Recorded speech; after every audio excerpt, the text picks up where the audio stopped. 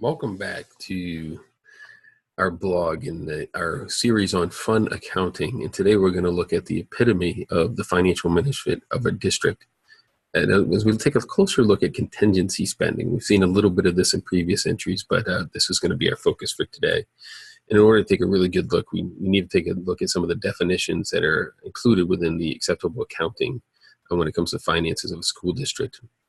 A function just talks about the main areas in which spending is consisted of, from instruction and support services to operation of non-instructional services, facilities acquisition and construction, and debt service, and then further sub-functions from there. So the function number is the third one in the sequence, and then you'll see object code to break it down even further from there. Contingency is very specific, so it's not, you can just use contingency for anything. It's not a carte blanche, and so this gives you the idea around this accounting for contingency, essentially to recognize only those losses that are probable and for which loss amount can be reasonably estimated. When you use the function code of the 4 zeros, it's only valid when used in this sequence. It's the third number, and the fourth number, object code 9000. And there's very specific uses for 9000 as well, as you'll see in the accounting handbook. And then object code 9000 right here is the other items used to classify transactions that are not properly recorded as expenditures or expenses. One of the examples they give is a unrealized loss in an investment account. Could be utilized with a 9000 code. So what are we looking at here? Once again, 8 months. We have 450 total transactions with 0 purchase orders. So once again, that first step in our financial management process is missed. Total expenditures just under $4 million. If you were to take this 8 months, make it 12 months, and just keep the trend going, about $500,000 a month, you have about $6 million in contingency spending in our district in 1 year. Take the debt away from our just under $30 million budget, and you're looking at somewhere between 22 and 25% of our budget spending is from contingency. Account codes used, here's one popular one that we'll look at in a moment. This is the general fund overhead contingency, NA. You'll see this is also overhead contingency, NA. Once again, and this one gets really good because this includes instructional supplies. We'll talk about that in a moment. You'll be amazed at what constitutes an instructional supply. And then if you take all the agency fund accounts, you have 345 transactions for $172,000 and change, and a lot of instructional supplies being paid for this way. So let's just take a quick look at what some of these transactions are, and this one will probably catch your attention because I don't know about you, but my healthcare premiums are pretty regular. I know they're coming, but apparently in our district, we may be caught by surprise. Or I'm actually not sure why we'd account it this way. I won't even pretend to know why we do this. So it's Blue Cross Blue Shield. You'll see that it's the general fund, overhead, contingency, NA. You see the numbers that go out each month under this umbrella accounting. And once again, there are no purchase orders or what have you. You just get the invoices. So let's look at this one. So, well, maybe we weren't real good with our health insurance, but let's look at how we bank. So you have Andrew Scoggins Savings Bank. Once again, general fund, overhead, contingency, NA. And notice these codes that they're using don't match at all what is acceptable in the Department of Education Accounting Code Handbook. This is some sort of lease payment. And once again, no purchase order. So we just keep missing that first step. We are inaccurately accounting for these. It makes you wonder how they do their budgeting. Now on this one here, I want to make sure that nobody actually looks at the vendors and or those who are receiving, because it's really not a reflection on them at all. I actually really like these places. You see on the left, I eat there quite a bit. But it's more how are we accounting for this? So when you look at it, these are some area restaurants that we have here, food service places.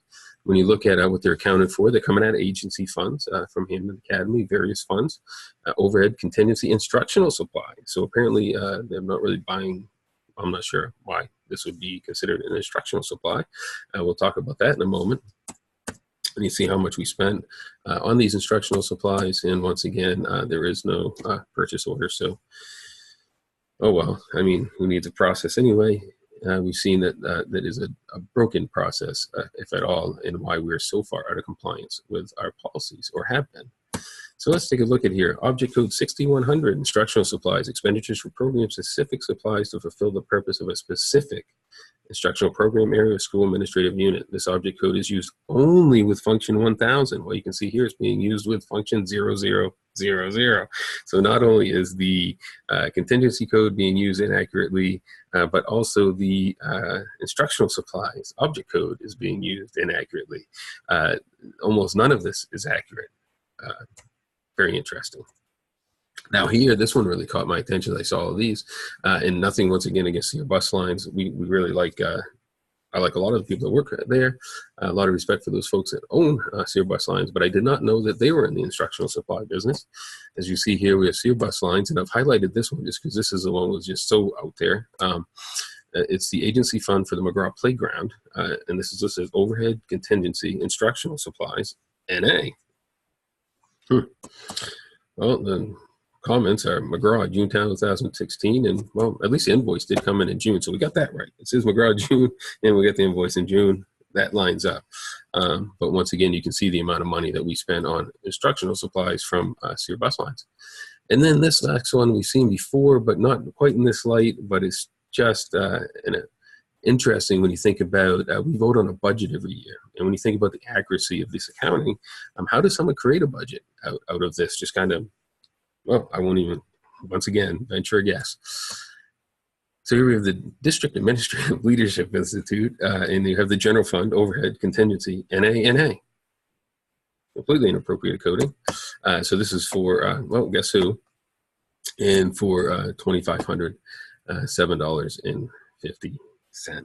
Now this you would think would be under system administration since this is our superintendent, but no, well, I guess we don't have to put that there. So when you think about, we had at this time, and we still do have a superintendent and an assistant superintendent, a district accountant, a full business office, right?